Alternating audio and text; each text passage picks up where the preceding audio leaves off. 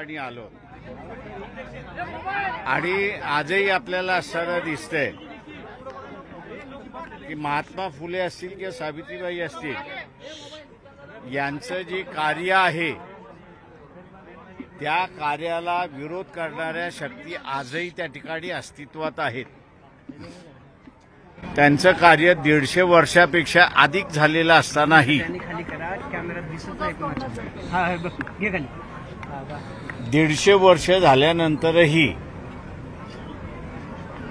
त्यांनी सुरुवात केलेलं कार्य सर्व समाजामध्ये स्वीकारल्या जाते असं दिसत नाहीये। तर अजूनही काही वर्ग असा आहे, काही समूह असे आहेत की त्यांना महात्मा ज्योतिबा फुले सावित्रीबाई फुले यांनी सुरुवात केलेली क्रांती ही अजूनही त्यांच्यामध्ये झळझळतंय, विरोध चाललेला आहे।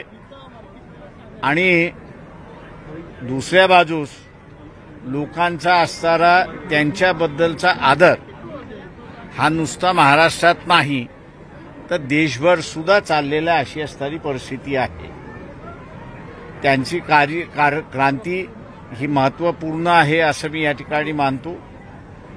देश घडवणारी क्रांती आहे आणि म्हणून सर्वच त्याला असणारं अभिवादन करण्यासाठी आज आम्ही या ठिकाणी आलेलो आहोत। सर, आंदोलन पण करताय, जो चित्रपट महात्मा फुलेंच्या जीवनावर येणार होता आज खरं तर तो रिलीज होणार होता कारण आज जयंती आहे त्यांची 198वी, पण तो काही संघटनांनी विरोध केला। आता तो चित्रपट 15 दिवसानंतर प्रदर्शित केला जातोय। ते त्याच्यामध्ये सेन्सर बोर्डाने काही वाक्य, काही शब्द आणि काही सीन यांना असणारा विरोध दर्शविलेला आहे। काही संघटनांनी पत्र लिहिली आहेत म्हणून सेन्सर बोर्डाला आमचं म्हणणं आहे की ती वाक्य, ती सीन हे महात्मा फुलेंच्या समग्र साहित्य जे महाराष्ट्र शासनाने प्रकाशित केलेलं आहे त्याच्यातला तो असणारा हिस्सा आहे।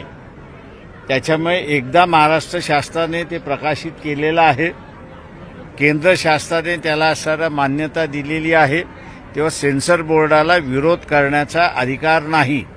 आणि सेन्सर बोर्ड हे जर विरोध आपला तसाच ठेवणार असेल तर सेन्सर बोर्डाचे जे मेंबर आहेत त्या मेंबरच्या घरासमोर असताना आम्ही निदर्शनं केल्याशिवाय राहणार नाही।